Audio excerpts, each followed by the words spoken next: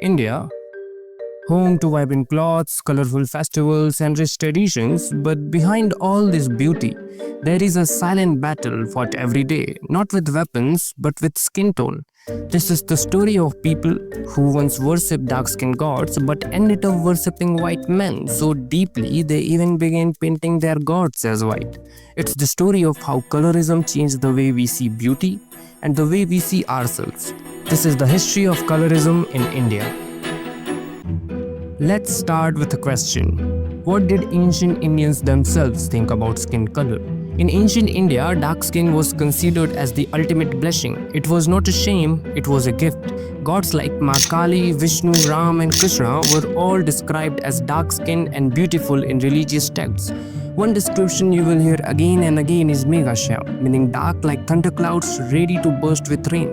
You will find this description in the Ramayana, in the Bhagavad Gita, the Vishnu Puran, the Mahabharata and many other scriptures.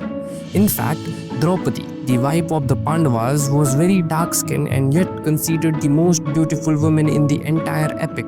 Even the name Krishna literally means dark or black as monsoon cloud in Sanskrit.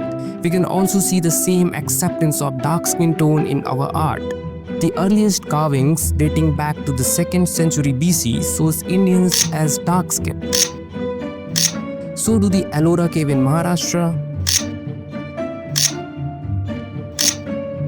the Bagh cave in Madhya Pradesh,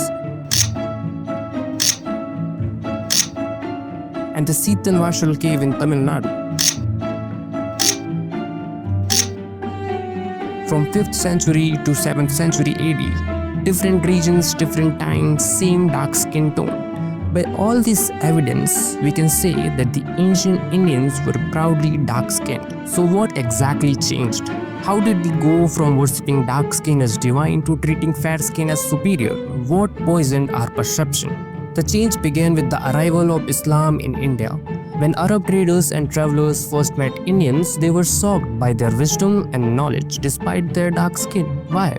Because Arab had a long history of slavery connected to Africa, and they associated black skin with being inferior or enslaved.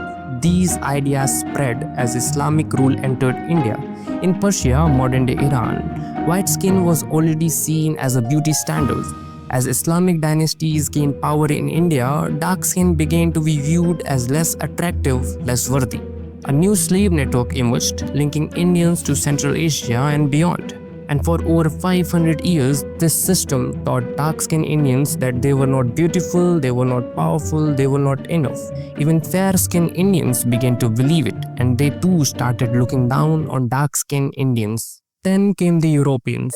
Look at what the Portuguese did, because Portuguese ruled Goa till 1961. In Goa, the locals were forced to convert to Christianity. Francis Xavier, a missionary, advocated for brutal mass conversion of Hindus. He destroyed more than 100 temples just because we praised dark-skinned gods. He was disgusted by our dark skin and killed those who refused to convert to Christianity. Then came the British. The British first commercialized India, then they colonized it, from British India Company to British Raj. Not only were Indian market and industry destroyed by the parasitic effect of colonialism, but also India's self-conception. The British ran India with a network of Indians. Indians who worked under British officers and British values with fair skin were the ones in power. They gave orders, they decided laws, they handed out jobs. The message was subtle but clear. Fair skin means leadership, dark skin follows. This mindset didn't need to be forced. It grew quietly. In schools, in hiring policies, in cinema, in families, and soon white skin became the skin color of the elite class. Hence, Indians started chasing fairness. But here's the irony, this was still a country whose gods were dark. So this was the time when Indians started portraying their gods as white and fair-skinned. In paintings, in movies, everywhere.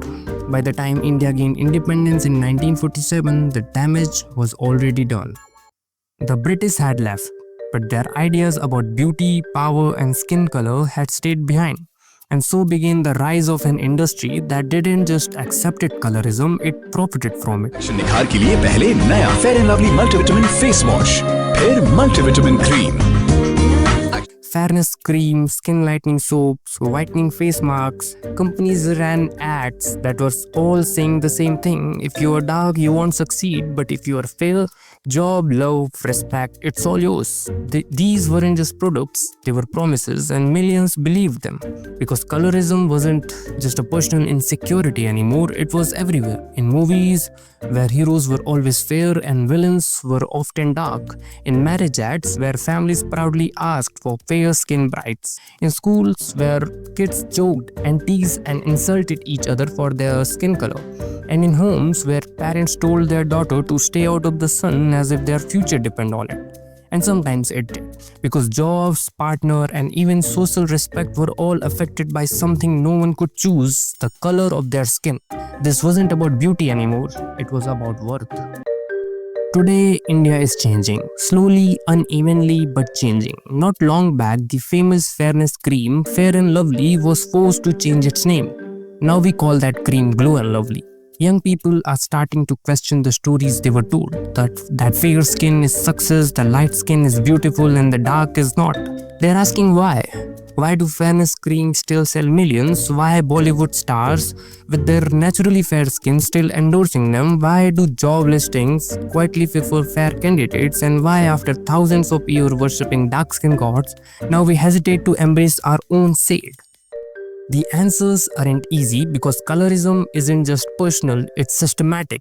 It's in advertising, in education, in media, in quiet jokes and everyday comments. It's in the silence that follows when someone says she's beautiful even though she's dark. And yet something has begun. Actors are turning down fairness endorsements, social media campaigns are calling out skin tone bias, and more people are saying the word colorism out loud with anger and with pride. Because the first step in fighting a lie is naming it, and colorism is a lie. A lie taught by empires, carried by media, passed down in families, a lie that said your worth is in your shade. So here we are, a country that once worshipped dark skin gods, blue skin, black skin, Krishna, Kali, Shiva, has grown uncomfortable in its own color.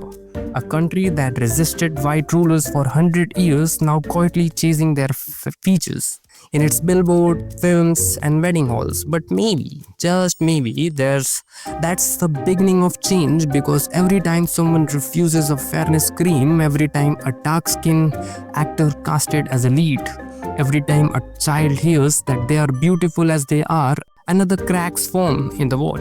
It won't fall overnight. Colorism is too deep, too old, and too tied with power, class, caste, and history. But change starts with the truth. Not only by erasing the past, but by understanding it. By remembering that once our gods looked like us, that dark wasn't shame, it was sacred. And maybe if we truly remember that, the next generation won't spend their lives trying to be lighter. They will grow up proud of who they are, how they look, and what skin they are in. Because color is not a flaw, it's history, it's heritage, and it's time. We saw beauty in it again.